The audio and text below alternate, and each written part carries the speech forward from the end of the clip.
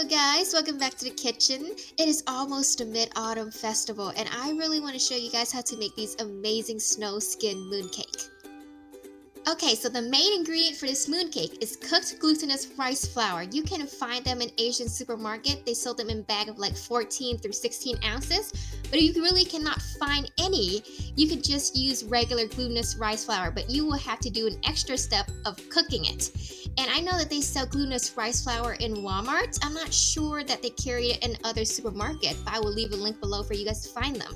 So you just buy a bag of these and then pour it all out onto a baking tray, spread it out evenly, put it into the oven and bake it at 200 degrees Fahrenheit for about 45 minutes through an hour. I have used this method for many times before and I guarantee you it will work.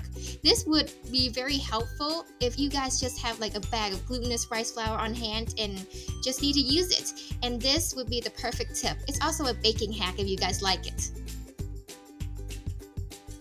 And just a reminder, this step is only for the people who cannot find cooked glutinous rice flour. If you guys are able to find it or purchase it, you guys can go on to the next step. This can just be considered another baking hack in my videos.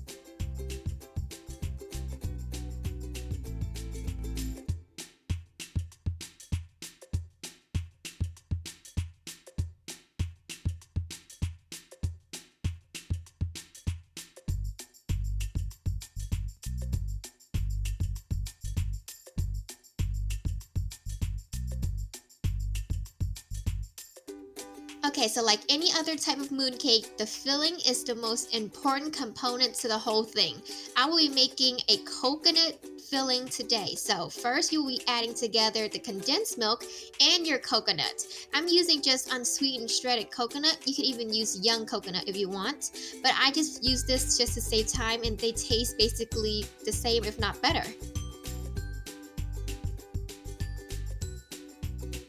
So have your coconut and condensed milk combined together, mixed thoroughly until they're all combined.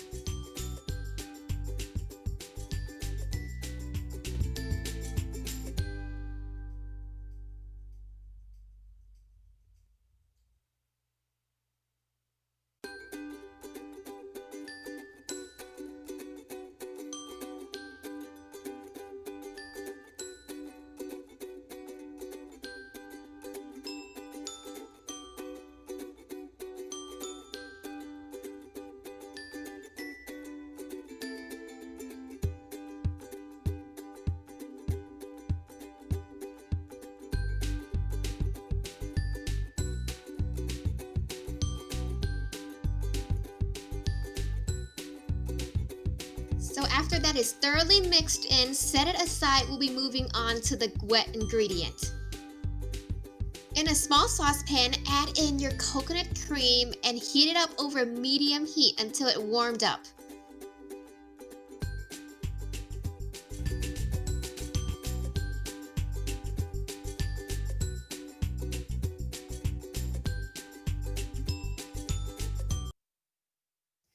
When your coconut cream is all warmed up, you're going to add in your shredded coconut and condensed milk mixture. Whisk it in thoroughly so that it infuses with the coconut cream.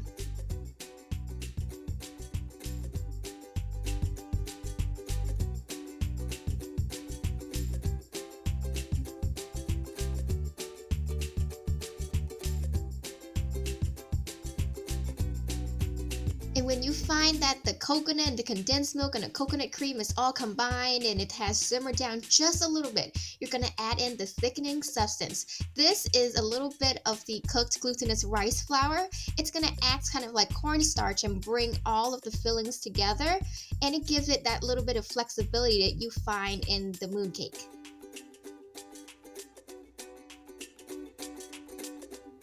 You're going to stir everything in until everything is combined, and as you whisk it, you can see that it starts to thicken up and it turns into almost like a paste, and that is what we want.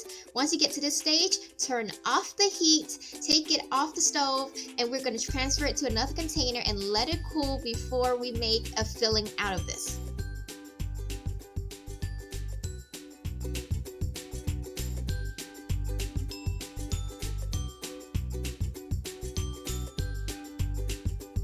Okay, so this step is optional, but if you want, once you transfer the mixture into the container, you're gonna sprinkle on top a little bit of sesame seeds. And these sesame seeds have been toasted already, so they smell extremely amazing, and I love adding it to my fillings. But of course, it's optional, so if you don't want to, you can just totally skip the step.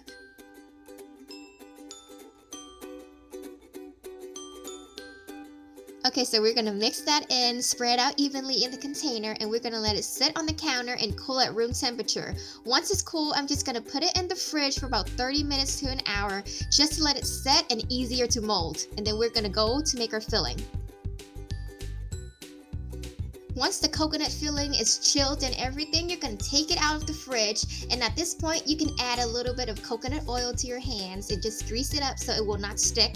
And then you're going to take a scoop of the coconut filling and roll it between your palms into a small ball. Here, depending on how big your mold is, I usually think of the filling makes up about 2/3 of the cake, so you're just going to have to estimate about how big you want your fillings to be. So you just repeat the process, shaping and molding your balls of fillings. Make sure you use all of it because you will need all of your fillings. After that, we're going to set that aside, and we'll be moving on to making the skin to our snow skin mooncake. And this is going to be a very easy process.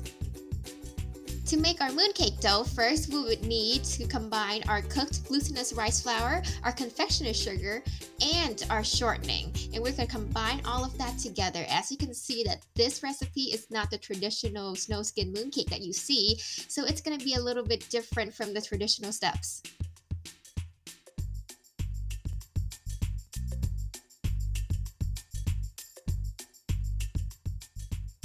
So blend the shortening together with the flour and the sugar, and we'll be moving on to our liquid portion. Here I'm adding matcha powder together with my water because I want it to have a matcha flavor and a green coloring. You can do this with different type of coloring as well. You can do it with pandan, you can do it with beetroot powder, you can even do it with turmeric powder for different color results. Okay, so what we're going to do next is we're going to add our wet ingredient into our flour and our confectioner's sugar. What I want to do is I pour half of it in there first and see how the texture is like. Is it too dry? Is it too wet? And then I'll add the rest of it in there. This, you can just stir it up until it's all clumpy and it's like kind of crumbly texture. This is what you want. And after this, we're just going to pour it out on our cutting board or our surface, and we're going to knead it into a dough.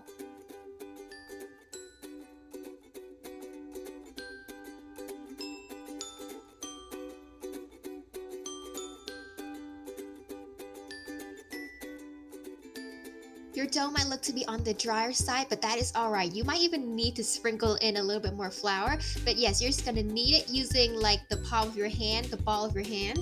And you're just going to knead it into a shape. You're just going to combine all of it together, the shortening, the sugar, and the flour, everything together. And eventually it will smoothen out and it will come into like a small elastic dough. It's not really elastic, but it's just very smooth.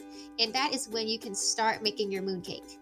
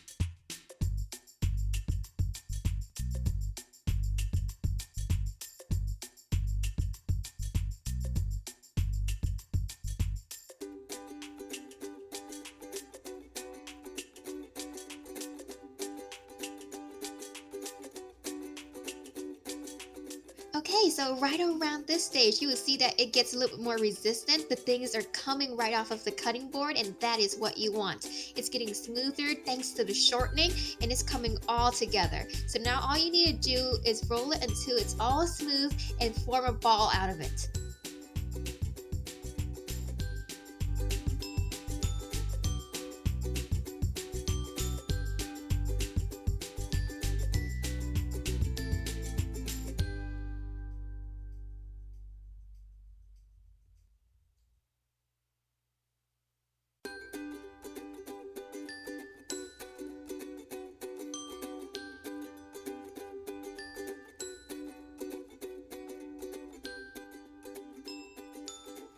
Okay, so now that we have our matcha dough, I will repeat the step again and I will be making a white dough this time. And this is the basic of all the snowskin mooncake because it has no flavor, no nothing, no color. It's just a white sugar dough.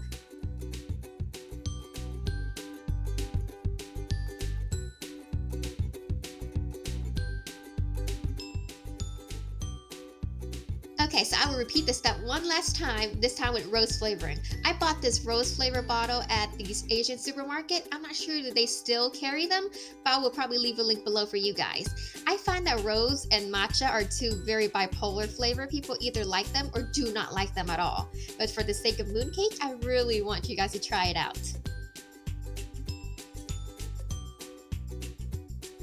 Okay, so now that we have all of our mooncake dough, we can get to molding it.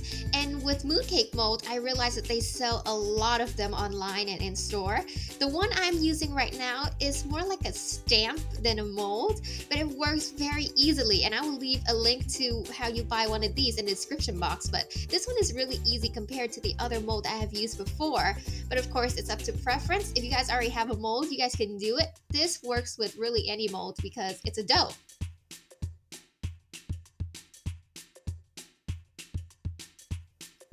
Okay, so now it comes to the easy process, making the mooncake. This is going to be very easy, consider what we've done through all this time. You're just going to take a little bit of the dough and flatten out on the palm of your hand. And you want the dough to be thinner than the filling. And you're going to put the filling in the center and wrap it, enclosing it into the ball, using the palm of your hands again and roll it into a bigger ball. And this time you want it to be smooth, you want it to be enclosed, and you want it to be tight. Okay, so now that you guys have your mooncake ball, you guys can probably add it into your mold. And what regular molds does is that we press it in there and it will come out in the shape of a mooncake. But with mine, it's a little bit different. So I actually have to add it into the base of the mooncake mold, then flip it around. Using the stamp, I will add on the design on top and then compress it a little bit so it will form the shape of a cake. And I swear there's no sponsorship in the tools I use for this video, but I love this mooncake mold so much I really want to recommend it for you guys. Granted that there is a lot of pieces, and which means that you have to wash a lot of pieces, but that is what cooking is all about really. And I like this so much because the compression, the force you're putting on it is just enough to make a definite cake, but it won't crush the cake. You won't have to like tap it out, or you won't have a hard time removing it because it's all right there. You can just lift it up and remove it from the mold completely. And the second thing is that it's a mini mooncake maker because it's small and the size is just enough for one serving. So you don't need to like split up the mooncake or share it or worry that it's too big because this is just the perfect serving size.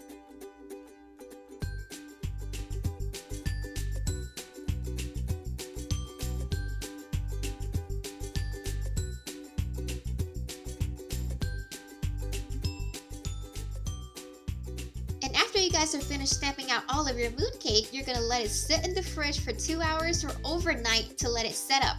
Then after that, you can serve it. The way I want to serve my mooncake is on a wooden tray because I find it looks very rustic and traditional. I actually found this circular wooden tray in TJ Maxx. They have a lot of cool stuff and this is one of them. And I always use this to serve like mini cakes and little dessert. And this is like the perfect one.